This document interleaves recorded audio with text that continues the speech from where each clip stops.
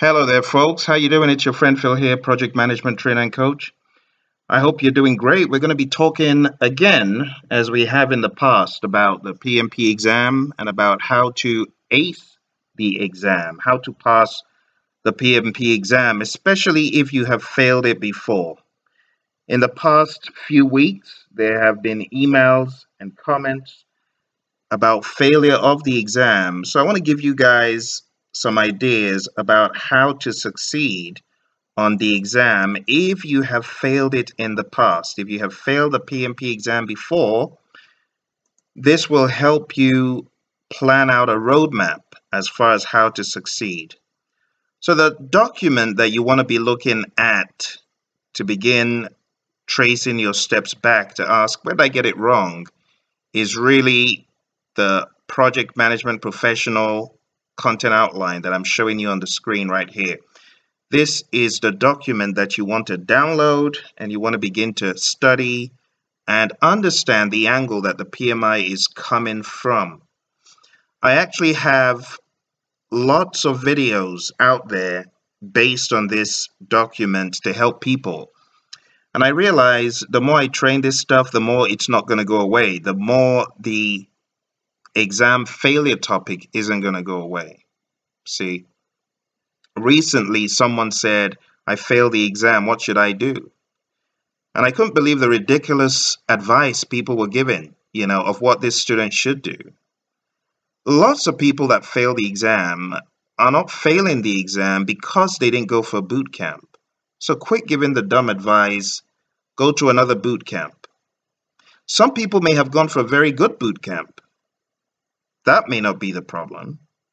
I try to avoid prescriptive advice. Oh, take 3 Tylenols and 2 paracetamols and you'll be good.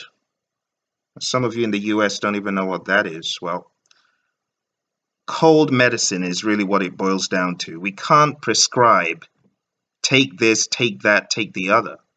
What we can do is ask questions. That's what a good coach does. Too many people trying to help those that have failed the exam and they can't even help themselves. They're giving people dumb advice, take 3 this, take 2 that. Try to understand what happened first before prescribing. Now, I'm going to show you a web page where you can get lots of videos and advice.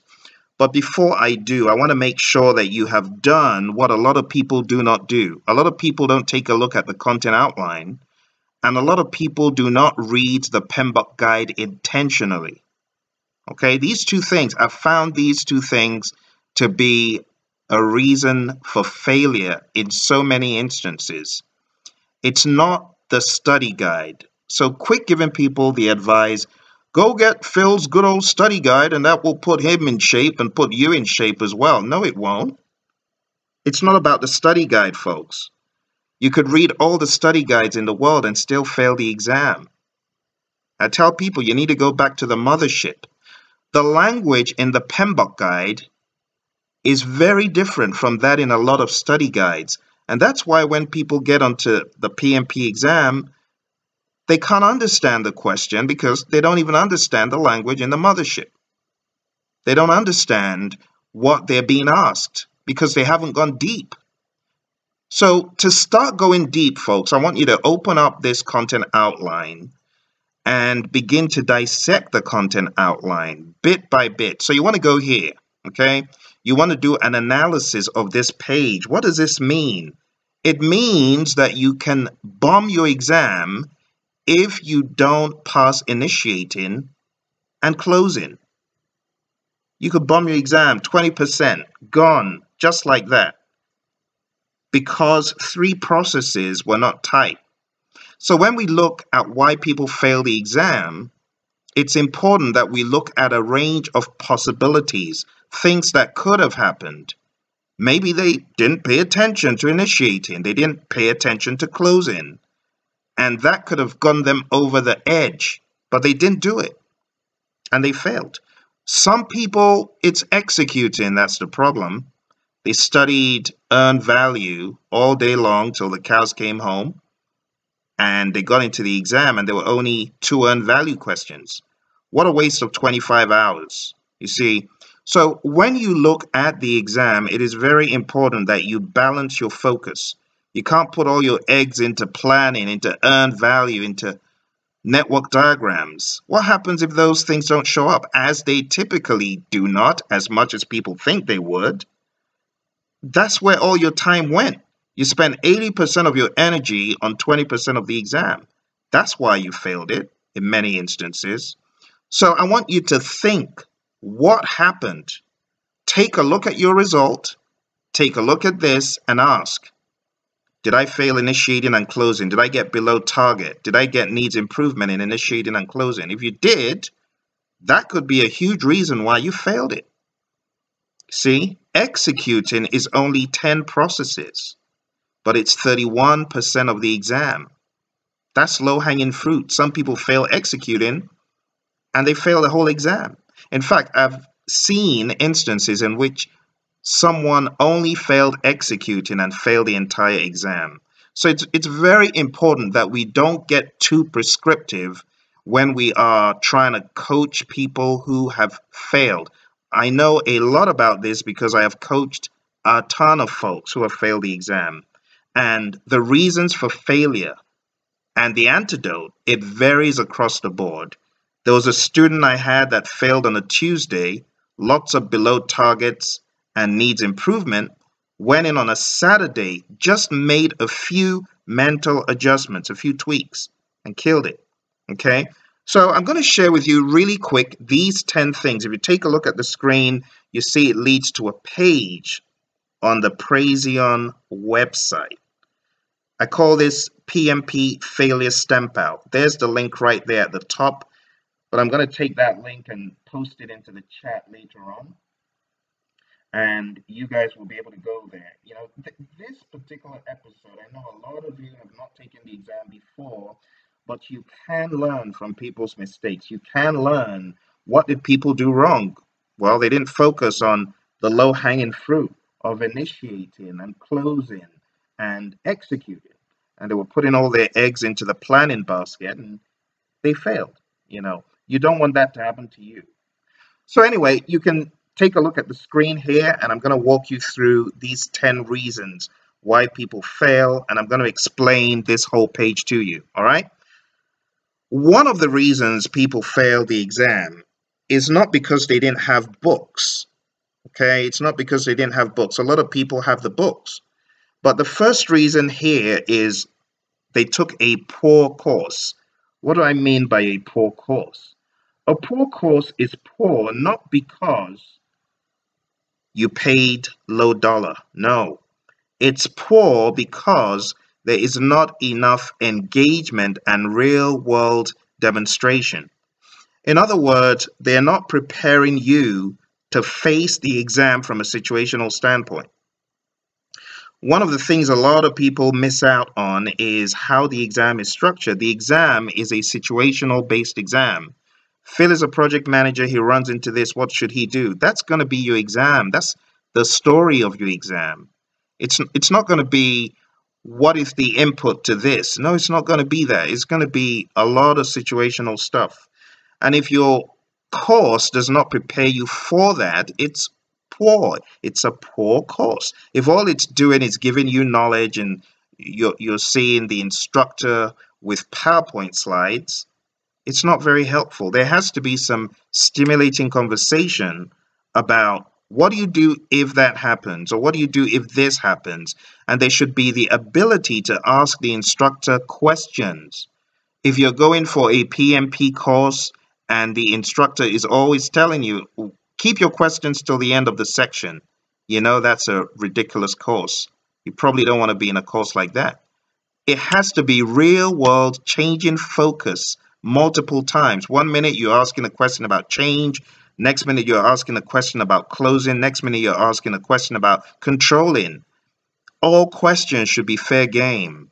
So I'm not a huge fan of teaching a PMP course and the poor students are left hanging, or they're not allowed to ask stimulating questions right then and there.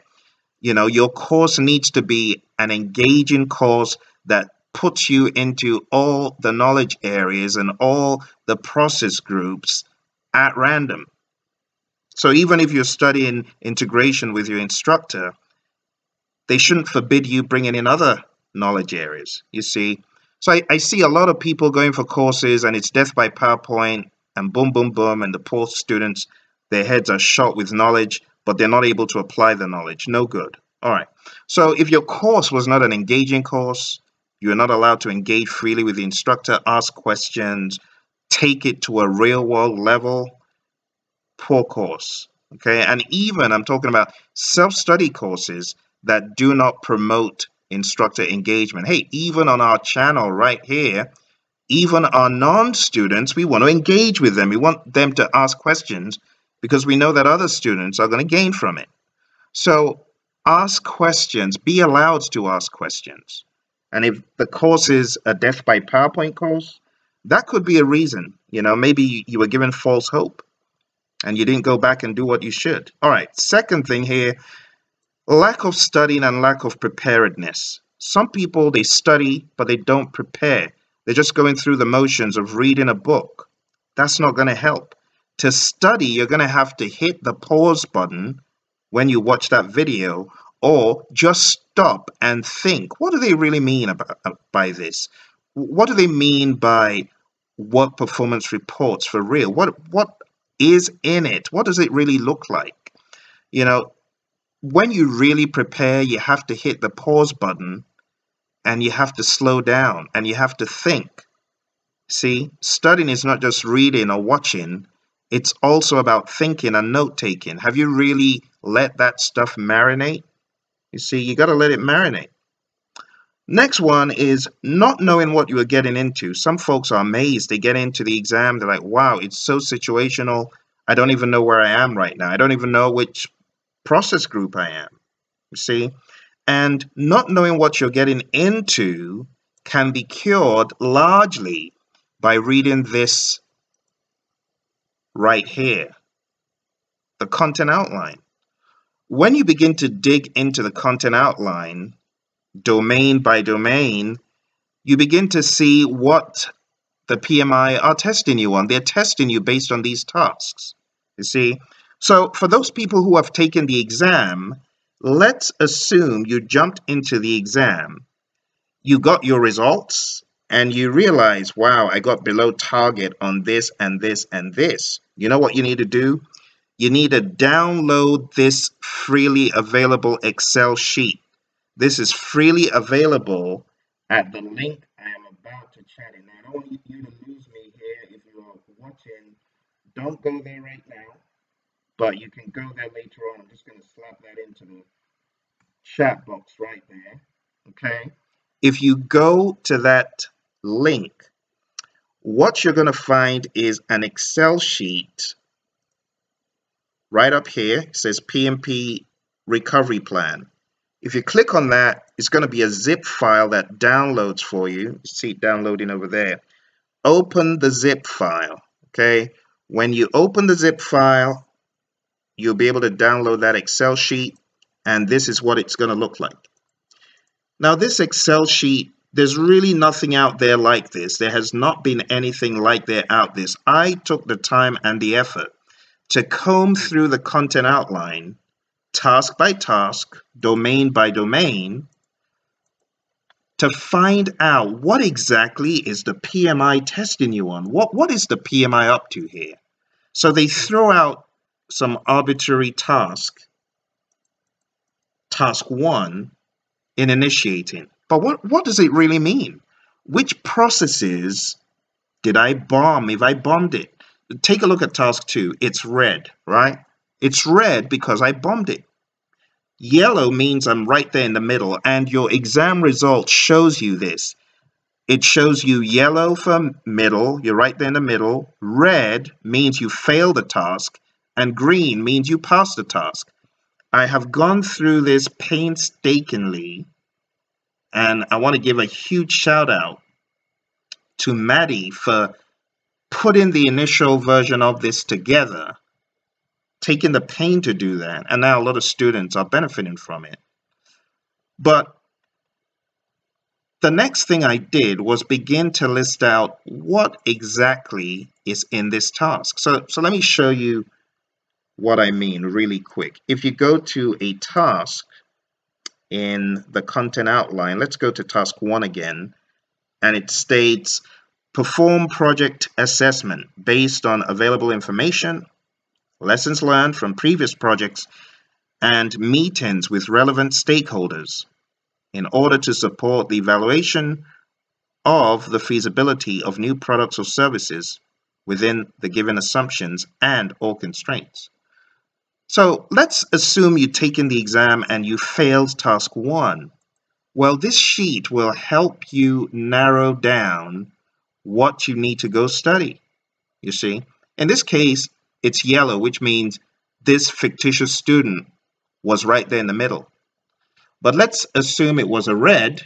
Let's say you took the exam and it's a red. Just go up here and change the format to a red.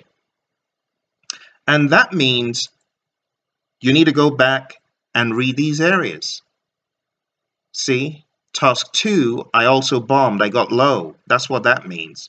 Task 3, that means I passed task 3. I want to maintain how well I did here. And this covers every single domain. So when you download this sheet, you need to color code all of the tasks based on your experience. And then you need to hone in on those that you have reds in. You see? The PMI, they explain the results on their website. Those of you who have not taken the exam, the results for the PMP exam, the format is explained on the website. And the way it's broken down, they'll show you this is a fail of this task. This is a pass on this task. And this is a medium, or this is right there in the middle for this task, you know. So the way the exam results were back in the day, it's changed. It's a little bit more detailed, and you can get into the detail of each task. Okay, and that's really why I put this together, you know, because a lot of people don't know what they're getting into. That was point 3. A lot of people don't know what they're getting into because they're not taking a look at the content outline. So I want to encourage you to take a look at the content outline and know what you're getting into. And the only way you're going to be able to do that is opening up the content outline and the exam analysis page. The PMI have an analysis page, which I would also recommend that you look at. Okay, so that was reason 3. Reason 3 could take you hours to dissect and put together your own unique report that will help you map task to process. Okay. All right. So not knowing what you're getting into, not knowing how the exam results will look, not knowing the exam result format, not knowing that you're being tested based on the tasks in the content outline, it could end up quite badly if you don't really know what you're getting into. Okay, back in the day, PMI used to sell the content outline for, I believe it was $39. Now it is freely available. All right, so why won't you use it? Just download it, use the thing. All right, go through domain by domain. Okay, like that. See, that was initiating. This is planning. Again, planning has its own set of tasks. You need to go through these tasks and really know what you're getting into, because this could change the way you approach the exam. Knowing what the PMI is looking for. This is the blueprint which the exam is based. All right. So let's go back. I hope you'll take a look at that. 4th one, not reading the PMBOK guide details to understanding. It's easy to read a book, but do you really understand the deep details? All right. This is a huge reason why people fail, because they're too busy focusing on some study guide, and not every study guide has the right level of detail. Some study guides gloss over a lot of stuff, and even if you read the study guide, reading the PMBOK guide and being used to the language, it helps. I know what I'm talking about, folks, because I've helped a lot of students who had a great study guide but didn't read the PMBOK guide. And when they passed the exam, eventually they said, Phil, the reason why I passed was I now knew what the PMI was looking for language-wise by reading the PMBOK guide. So I don't care the amount of people who say, oh, I passed the exam, I didn't even read the PMBOK guide. Well, good luck to you then. Congrats on not reading the standard on which your professional exam was based. You can gloat all day long. It's not going to change the price of rice in China, because a lot of people will still fail because they didn't read the PMBOK guide. I know that if I had not read the PMBOK guide, it would have been curtains for me. Because everyone back in the day, I took my exam in 2005, and a lot of people were raving about a particular study guide. Oh, if you read this study guide, you'll pass the exam. And Phil, all the questions are exactly a cutout from this study guide. Got into the PMP exam, and it was nothing like what people said it would be. It was crazy. It was a sick exam. It was demented. I saw questions that I didn't even know existed. So much for, oh, read this study guide, Phil, and you'll be on your merry way. No, I was not on my merry way. My exam would have been a bloodbath. It would have been a failure on my first attempt had I not read the PMBOK guide 2.5 times. That's what saw me through, folks. All right?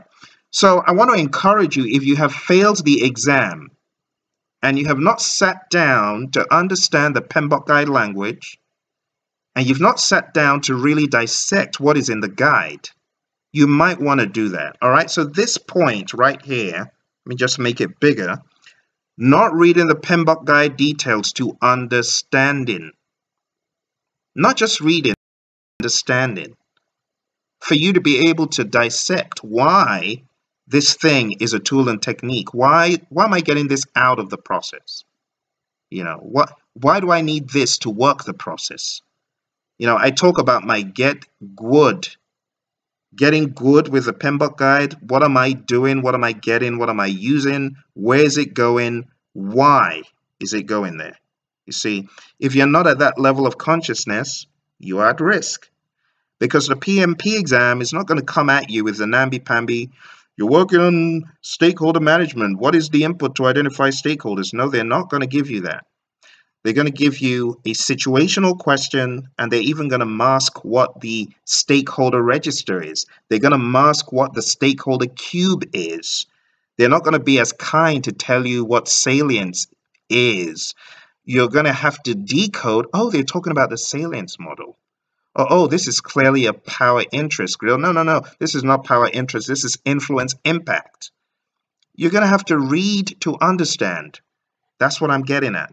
You can have all of those study guides, folks. I'm telling you, it's not about the guide. You got to go to the mothership. You got to go to the mothership. I was under the illusion many years ago that, oh yeah, just, read it if you can, and if not, do something else, because a lot of people were saying it. It wasn't until I ran into someone who wrote the questions on the PMP exam on social media. This guy just said, look, it's not about reading some guide. All the questions are vetted and streamlined through the lens of the PMBOK guide. And I couldn't believe what he was saying. But he was the authority who had been to places I hadn't been to. And subsequently, I've heard it from so many people. And when I think back, I know if I hadn't read the PMBOK guide, it would have been curtains. So for those PMBOK bashers who don't think you should read the guide, look, listen to your buddy Phil. I'm telling it to you like it is. I'm not telling you to go buy my study guide. I'm not telling you to go buy my course. I am telling you, read the guide to understanding. Follow the get good. What am I doing? What am I getting? What am I using? Where is it going? Why? That's what you need to be asking yourself. Okay. Another reason I've found for people failing the exam, and if you fail the exam, just search yourself and ask, do I rush questions?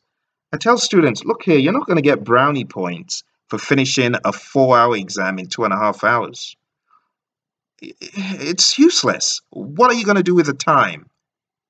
Trade it for dollars? No, a lot of people fail the exam because they are rushing at breakneck speed. You don't want to do that. You could have done all the prep in the world and get in, and you're rushing. Don't rush. Learn the art of taking the exam in a calm fashion. There's no reason for you to be in a hurry. Some people have the lame excuse, Phil, I just need to do things quick, or I'll change my answer. Well, learn to read. You know, even I have failed questions that I wrote years ago. I'm taking it years in the future. And I failed those questions because I feel, oh, yeah, I know what the answer is. No, you don't. Even if you wrote it, because you've forgotten. We're human. There's so many questions on the exam. If you rush a question, chances are you're going to fail the question. You're going to bomb it. It could be a one-word thing. One word can make a difference. One word. All right. So far we've covered not taking an effective course that engages you and puts you into a situational frame of mind, lack of studying and lack of preparedness. And by preparedness, I mean slowing down, hitting the pause button, thinking about what you're reading, taking notes. Okay? 3, not knowing what you are getting into, not reading the content outline, not going through what I showed you, the Excel sheet, and really trying to decipher, okay, which processes map to this task. Okay, not reading the PMBOK guide details to understanding, slowing down, going to the mothership, not being goofy now, okay? Not being goofy and saying, Phil, I've got the best guide in the world. You could still fail. The mothership is different. Look, we ain't stupid. People that sat down, I'm talking about hundreds of us, over the period of tens of years to put this content together, That's why I always try to be one of the final reviewers, just in case. And there are a bunch of things that I suggested to the PMI during the review, which they took and which they modified. And lots of people do this. And it's your professional responsibility. That is what we should do. Hey, if you are a PMP and you are not involved in reviewing standards, you should be. You should be. Everyone who is a PMP, it's part of your responsibility to the profession. Okay? So when people hit the PMBOK guide, I call them PMBOK bashers. The PMBOK guide is so stupid. Why did they even come up with such a dumb idea? Why can't we just write without going into so much detail? Why don't you contribute to the thing? That's what I tell people. Instead of bashing it, it's not the PMI, it's a group of volunteers that are working with the PMI. Okay? All right. Next one, Russian questions. I talked about that. And now we're getting to not understanding questions. 6 is the child of 5. If you do not slow down and ensure you have coverage is important. Some folks, they say, oh, just go straight to the end, read the end of the question and read the beginning, and you don't have to read the middle. That's ridiculous. There's a lot of stuff on the PMP exam in the middle of questions. You see, PMI do not write exam questions the way a lot of trainers write questions. A lot of trainers write questions with a lot of fluff. On your PMP exam, folks, the level of fluff is like a 0.1%. Every word counts. Every word counts because your question could morph and take on a draconian persona if you don't read one word in the question. It could go from being a friendly stakeholder to a crazy stakeholder because of a word. You know what I mean? It could go from meaning one thing to something entirely different if you miss a word. So you want to understand the questions by dissecting the questions. Please do not fly over any words, okay? I would rather you spent time answering questions smartly. It's all about the quality, not the quantity. I have heard of people that did not answer every question on the PMP exam, but what they did answer got them ahead of the curve to pass it, you see? So it's all about the quality. A few years ago, actually over a decade ago, going to 2009, I asked the PMI about questions, and the correspondence I got back asserted the fact that not every question is equal. Not every question is 1 mark. Not every question is equal. So if you're taking time and effort to sensibly answer a question, just know that you're doing the right thing, because that question could be worth a lot more than questions you're able to answer a lot quicker. So don't browbeat yourself into answering all questions in under a minute. There are some questions that are going to take longer. Okay, so you want to understand the questions. 7. This is one of the biggest killers, folks, on the PMP exam. Hey, note 7, fatigue and tiredness. I don't care how good you are. I don't care how many questions you've solved in the run-up. If the night before your 8 a.m. exam, you're burning the midnight oil like a nutcase, like Dr. Frankenstein, trying to come up with the eureka, the magic formula to get the creature alive. If you're doing that at 12 midnight before your 8 a.m. exam, chances are you're going to be maxing out on brain power that you need to save. It's like currency that you use to buy stuff on the exam. You get into the exam and you ain't got no Benjamins, you only got like nickels and dimes. You're going to run out of gas quickly. You ain't going to be able to buy no gas. You're going to run out. It's going to be terrible. The PMP exam uses brain power currency. And if you ain't got that brain power, folks, it could be really bad. I know what I'm talking about. Trust me, I've seen this happen to gifted students time and time and time and time again. People who I feel, you're going to give me 5 above targets, right? Or you're going to give me at least, this student is definitely going to give me at least 1 above target and everything else target. Worst case scenario, best case scenario, 3 above targets or 4 above targets. And the student comes out and says, Phil, I bombed it. Are you kidding me? What was your result? Below target, below target. 1 target and 2 needs improvements. Are you kidding me? Were you on drugs? What happened? And then when I dig down into it, I realize these students, they went hard the final week, but they didn't just stop a few days before. They went all the way to the end, studying like maniacs. You got to save your brain power. I'm telling you, that brain power is going to make a difference.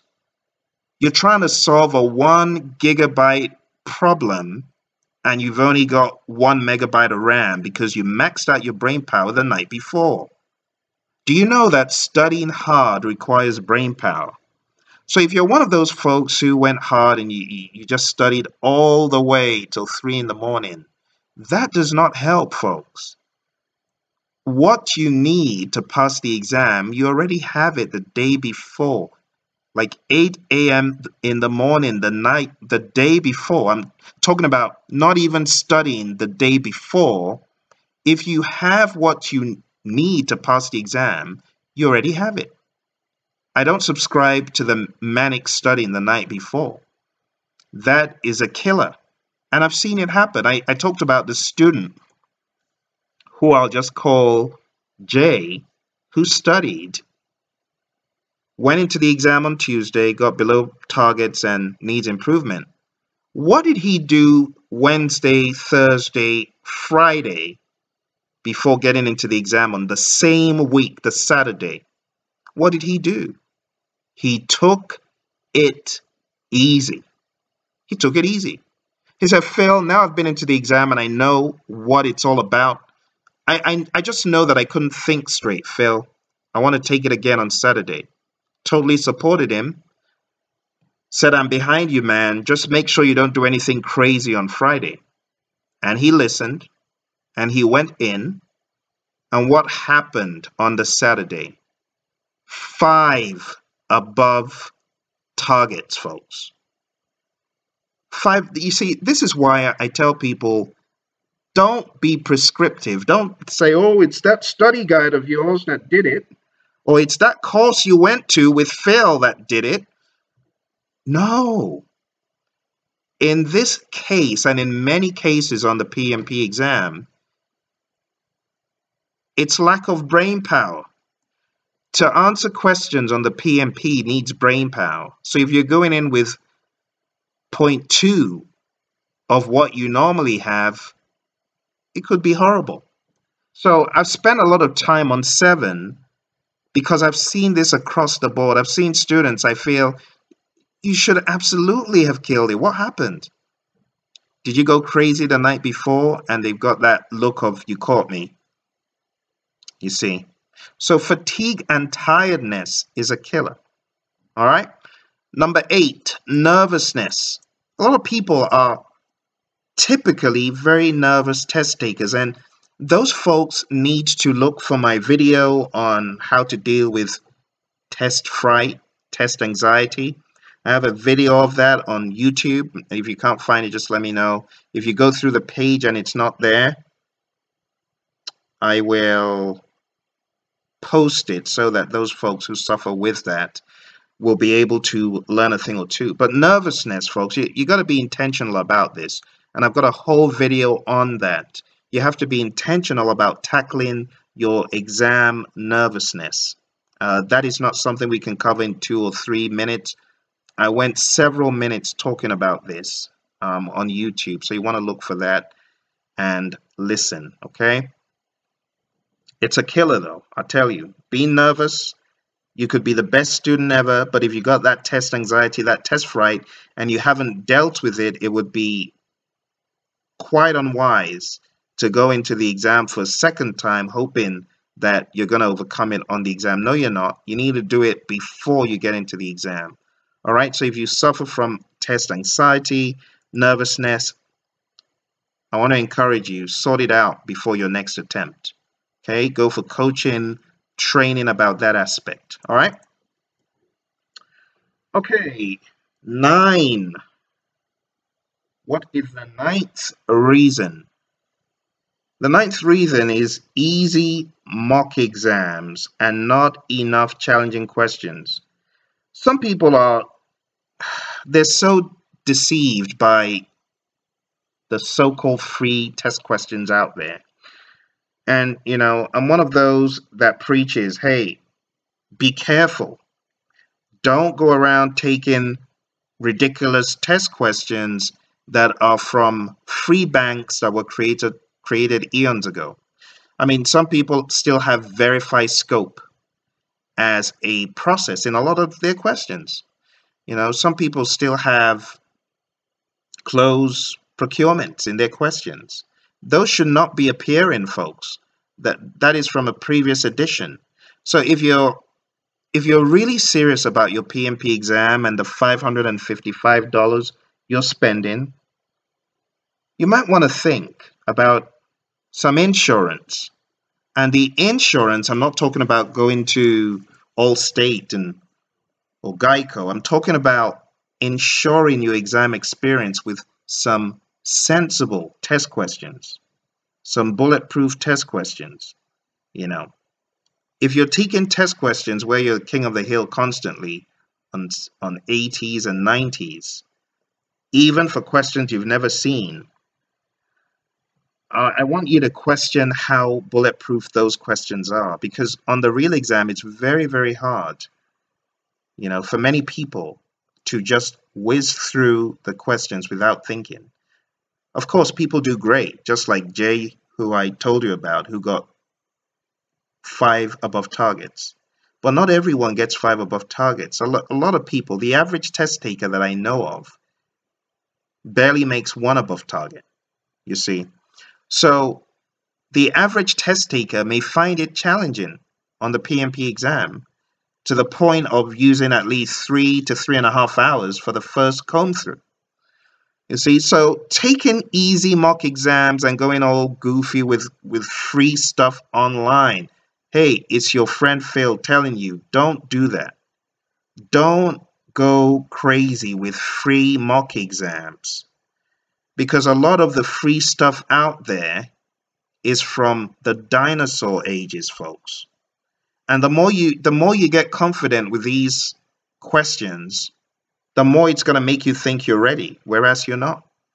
You want to take bulletproof, tough questions.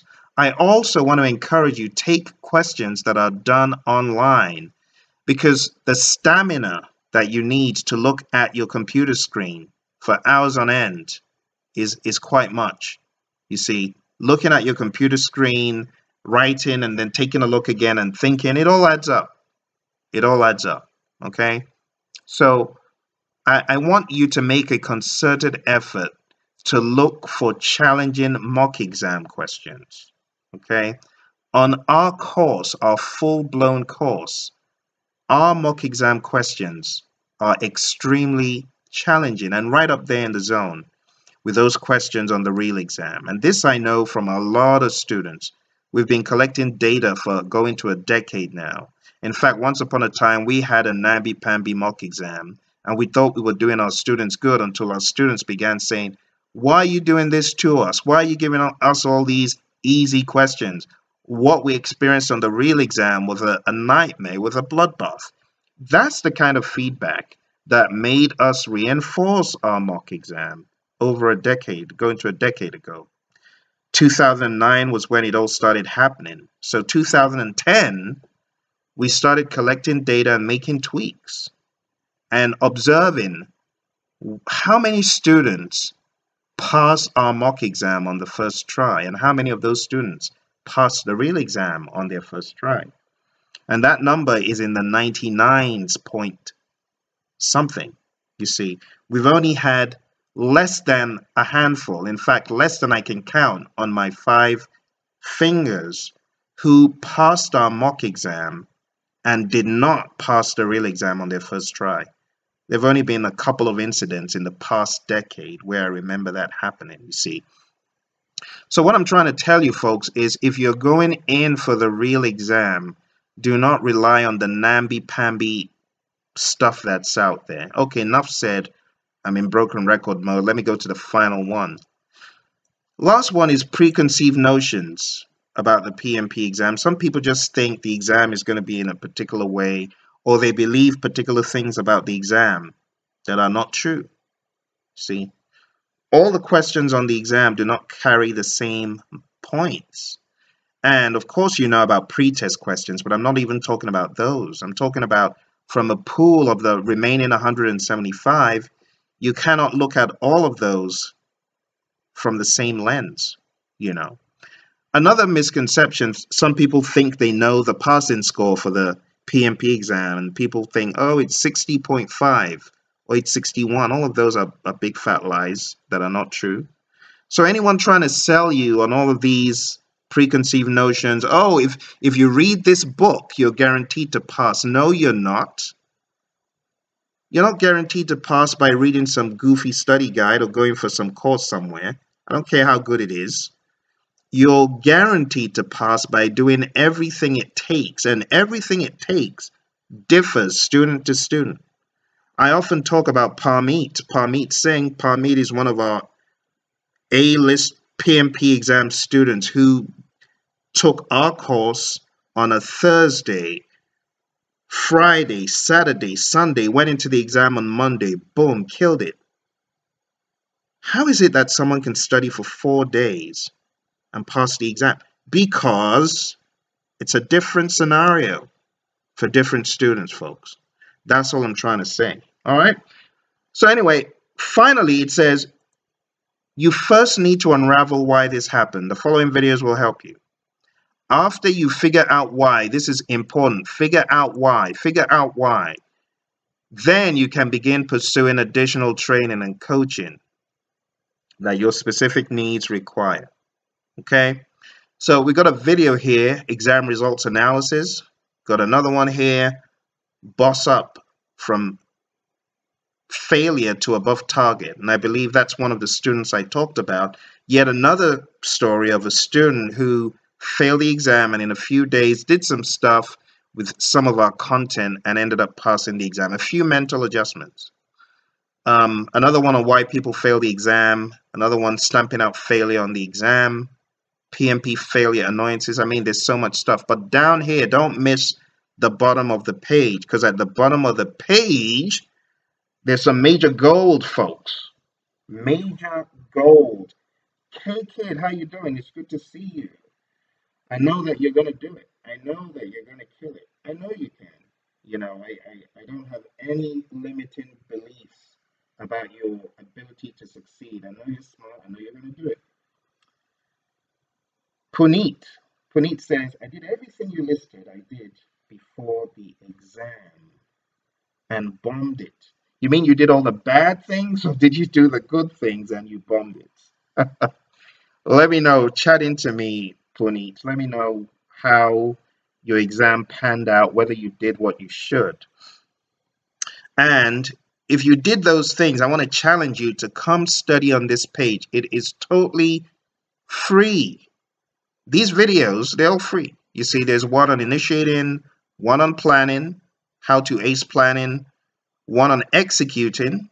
You can see all of them there. One on monitoring and controlling, and one on closing. This one had been missing for quite a while on YouTube. Now I have put all the 5 videos, and this is going to take you probably 3 to 4 hours to go through, but I can tell you it is time well spent.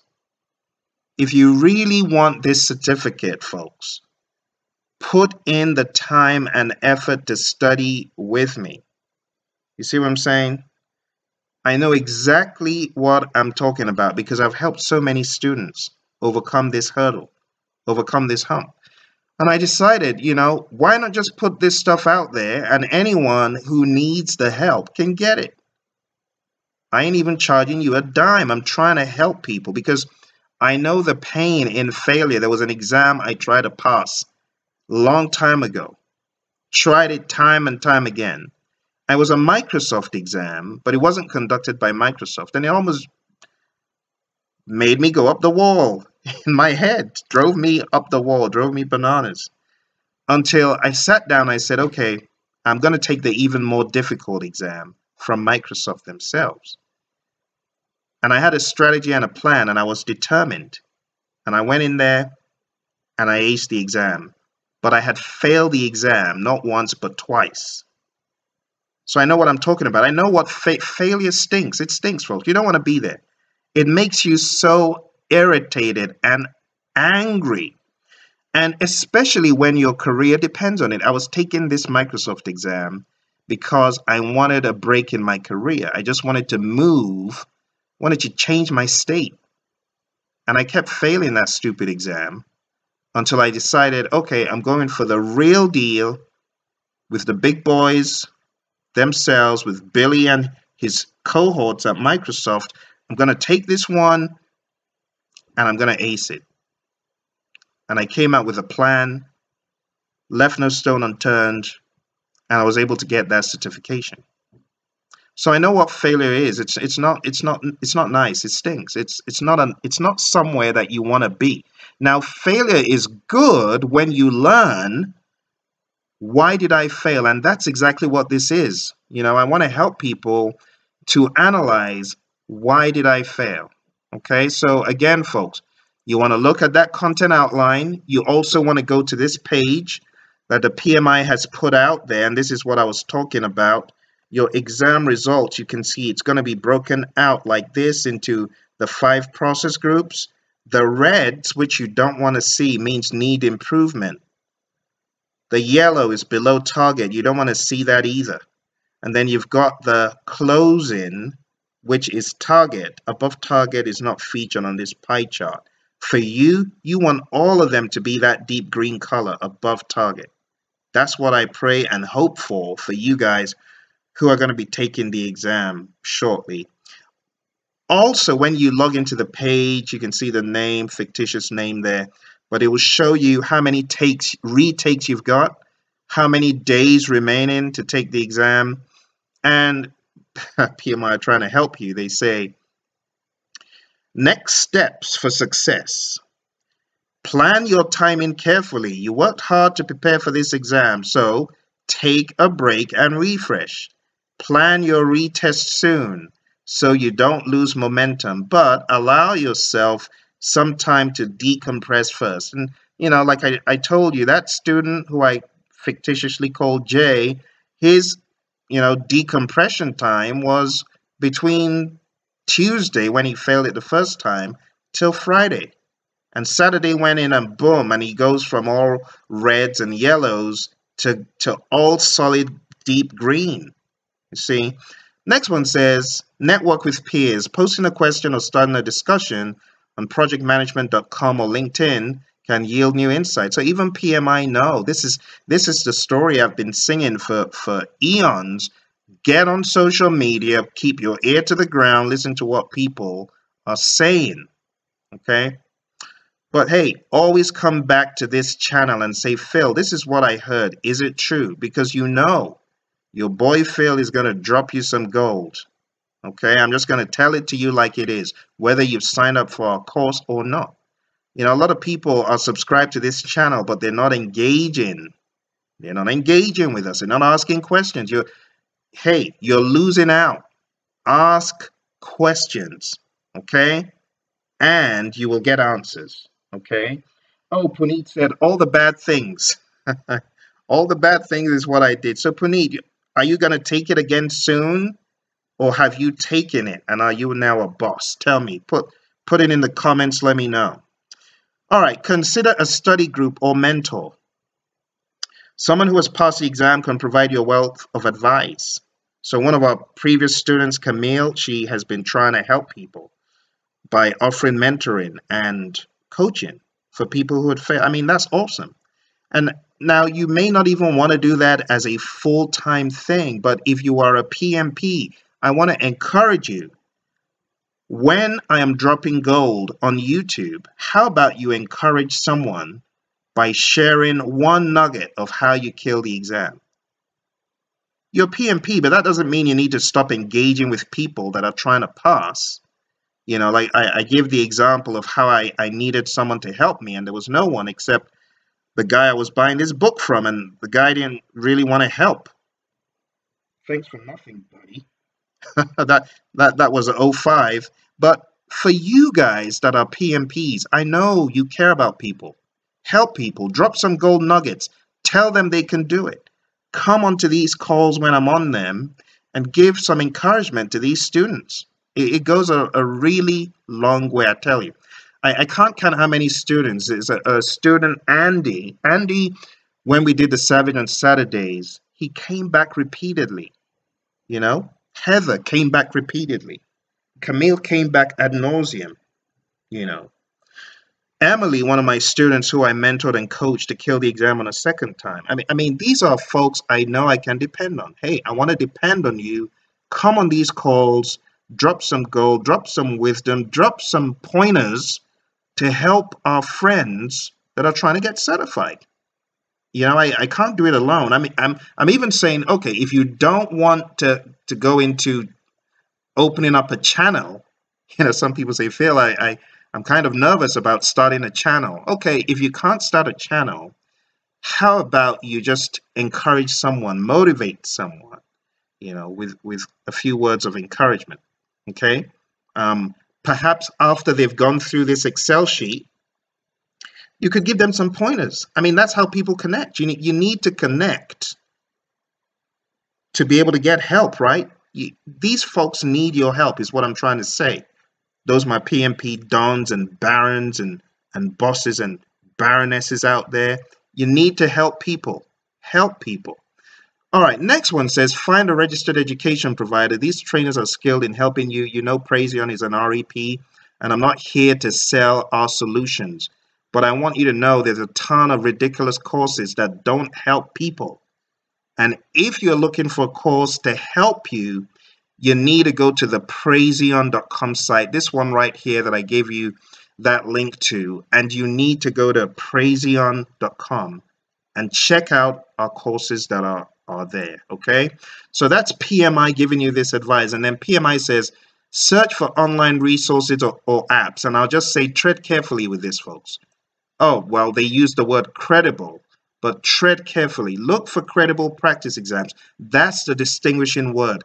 Credible practice exams that offer explanations of answers as well as digital flashcards that allow you to concentrate on specific areas of study. Okay, So the PMI is trying to help you on this page as well. Okay, and they're trying to do it in a non, prejudiced way. So take a look here. This is what I was talking about. You can see in initiating, this person got below target. If you take a look at some of the results, task 1, the person got low, which means they bombed that. That's failure. This one is right there in the middle. That means the person scraped by, right there in the middle. And if it was high, that means they exceeded the average. And that is how your results are going to be. It's going to be red, low, yellow in the middle, or green, high. And when I say red, yellow, green, I'm not talking about this. These are all blues, but just placed to map back to those. What you do want to be looking at, folks, is this. Go to this sheet, and if you got low, it's a red. If you got medium, it's a yellow. And if you got a green, that's high. Go back and map all of them so that at the end of the day, you're going to be able to take a look at all of those tasks, including the one for planning, which spans down to 13, my goodness. But you want to plan this out. You want to go through everything and see the reds. These are the ones you want to strategically attack, because this means you're weak in those areas. Attack the reds, and then I would advise attack the yellows. How much time should you spend on the reds? As long as you need to, okay? But you definitely want to do this, okay? And then we've got the overarching skills for each one. See? So Puneet, I would just advise, go to this page, just ransack the page. Use everything that you find on that page, Puneet, and leave no stone unturned, okay?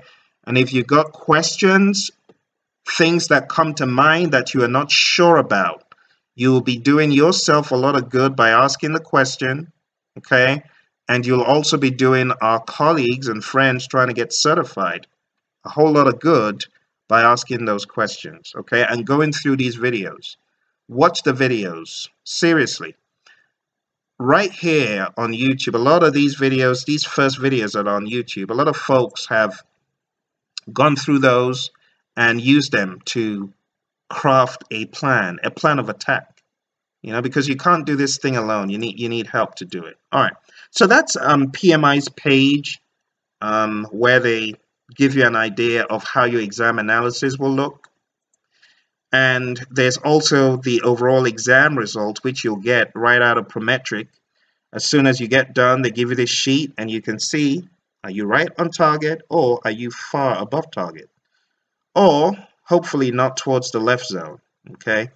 One of my students got done with the exam and was very close, very, very, very, very close to target. Don't worry, we're going to kill this thing, I'll tell you. The reason why I came on this evening is to tell someone who has failed the exam that they can do it. To encourage that person. I don't care whether it was all needs improvement. You can do it. But you need to go through these 10 things. Go back in your mind and say, could it be that? Could it be that? Did I do that? Did I do what that guy Phil said? Do it. Okay? You want to maximize your chances. All the stuff I'm telling you to do it. Okay? Someone says, Phil, what do the categories mean? Well, above target means your performance exceeds the minimum requirements for this exam. Target means your performance meets the minimum requirements. Below target, your performance is slightly below target and fails to meet the minimum requirements. Needs improvement means your performance is far below target. Should I be honest with you, folks? I don't care whether it's below target or needs improvement. I need to put in a ton of energy and intentionality to get to a green. I don't want to get to a yellow. I don't want to move from a red to a yellow. I want to move from a red to a green, folks. That's what I want to do on my next attempt. That's what I want to strategize for. It makes me laugh when some people say, Phil, what's the passing score on the exam? Okay, I just need to work to get to a 60. Don't be ridiculous. You want to aim for the moon, so that if you miss, at least you're going to be among the stars. So stop telling me you're trying to find a passing score so that you can just scrape by. No, no, no. That is the wrong approach. You want to be like a junkie on this stuff. You want to do everything I've told you and more. Everything and more. I had a student who had not passed the exam on the first attempt after going for a big old boot camp in her company. She said, Phil, I want to do better. I need help. And I said, well, if you really want to do it well, we need to have some really concentrated sessions where we take a look at what exactly you did and we intentionally plan for how you're going to get better. And all of the content and study materials we've got under the sun, you're going to have to go through them. Anyway, long story short, she came on board a coaching program. All right, coaching program. And at the end of the day, was dwindling on a few things she needed to do. And I said, look here, you need to do this thing. Hey, don't give me any excuses for not taking a mock exam. You need to take this mock exam. What are you talking about? Your exam is 7 days away and you're giving me a namby-pamby excuse that, oh, I've got work, so I haven't taken the mock. Are you a clown? What are you? Do you want to keep spending $555, $325 and all these amounts with the PMI? Better get with the program, sis, or it's going to be a bloodbath again. That woke her up. She went into the exam and killed it with 3 above targets and 2 targets. And I'm so proud of her, and she knows who she is. But a lot of people will not go the extra mile to look for help. Folks, do whatever it takes.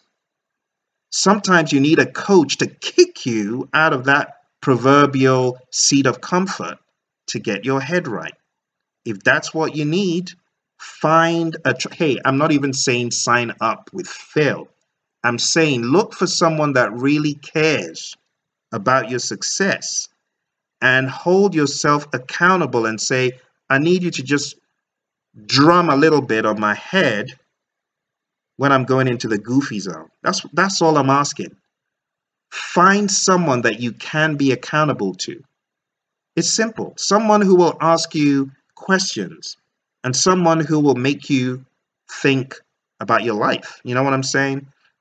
That's what I'm asking you to do. But don't just listen to this video and go back to your old ways trying to study in a vacuum. No, I want you to get stakeholders, people that care about you, behind you.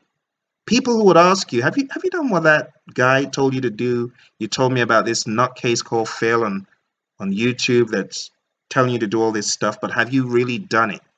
You see what I'm saying, folks? I want you to be accountable, and I want you to succeed, because I know what success is all about, okay? When it comes to succeeding, sometimes you just need a little bit of an edge to get you in the door. And for some people, it's the PMP. I know, because I've been there. Trying to get into this company, in my head, it was a ridiculous firm that was being partial. But no, they weren't. They only wanted a PMPs. Can I blame them for just wanting PMPs? I can't. But they didn't even take a look. They didn't even touch my resume with a 10-foot pole until I got PMP. Then we're talking about being one of the big players on those interviews. I actually went for about 3 or 4 interviews in that company, but that was after I got in. And after I got into the firm, I understood they had a low tolerance for non-PMPs. If you're not a PMP, you ain't going to get into the PMO. I cannot blame them for that. If that's the way they roll, that's the way they roll. And I needed to bring a PMP. I needed to come correct with a PMP. And I wasn't coming correct. I was coming with my master's degree in A Tale of Two Cities. No wonder they spat out my resume so quickly. I didn't even know they'd spat the thing out.